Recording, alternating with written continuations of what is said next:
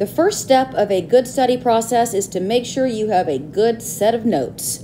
So get your materials organized, make sure that you have made up for any missed notes from absences, and then if there's a study guide available, get your hands on that, look over it, and make sure that everything you need for the upcoming test or quiz is in your notes and ready to study.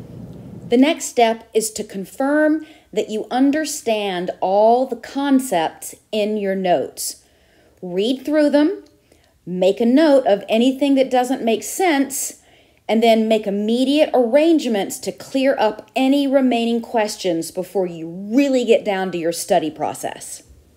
So now is when your actual studying work begins, and you have to figure out a way to get the facts of your notes reasonably stored in your mind. Now, don't forget, school is not all about memorizing a bunch of data, but in order to be able to analyze things and process things, you do have to have a baseline of data, definitions, information that you can then work with analytically.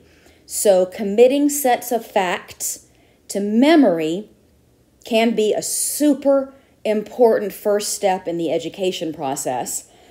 And the best way to approach this is to find an active way of repeating info to yourself and testing your memory. One method that is recommended by a lot of teachers is making some sort of flashcards, whether it be on paper or in a Quizlet. And the making of the flashcards itself is an active way of learning and practicing. And then you just add the repetition on top of that. Another way of repeating the necessary factual information is by getting with a friend and calling out questions and answers to each other, which adds a nice social element to the study process, if that's what you prefer.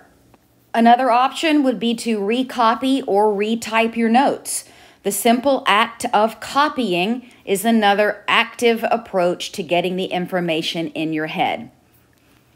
Really, the only mistake you can make with this study process is by being too still and passive. You have to do something that involves energy and moving, talking. I had a friend in college that used to read his notes out loud repetitively while he paced the floor in his dorm room.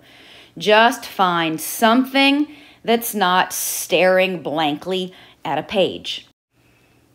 Now, there's really only one more step that you might want to consider, and that is practicing any skills that are going to be required for your test.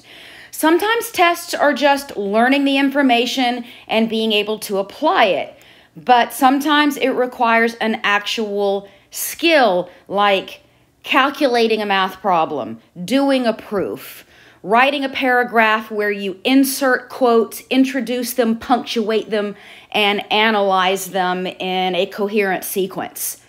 If this is the case, do some practice, just like you would do if you were learning to play the piano. Now, our fifth and final tip for an effective study process is to plan ahead a little bit. Decide which nights you're going to study and for how long. Now, the ideal planning would involve shorter study sessions, like maybe 30 minutes at a time, at multiple different spots during the course of maybe 3 or 4 days preceding the test. But let's be honest, that is not always an option.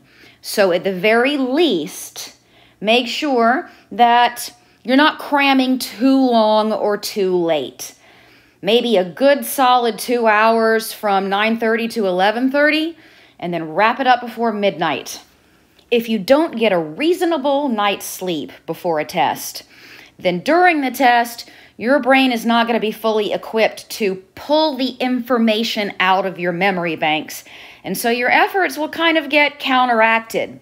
Try and set 6 hours of sleep as the absolute minimum on a night before a really important test. Okay, it's time for a very quick review. Step number 1, make sure you have a very complete set of notes, especially if you have been absent. Step 2, make sure you understand everything in your notes. Ask questions and get help if you need it. Step 3, work on getting those facts into your head with as much active repetition that you can manage in whatever style that you prefer.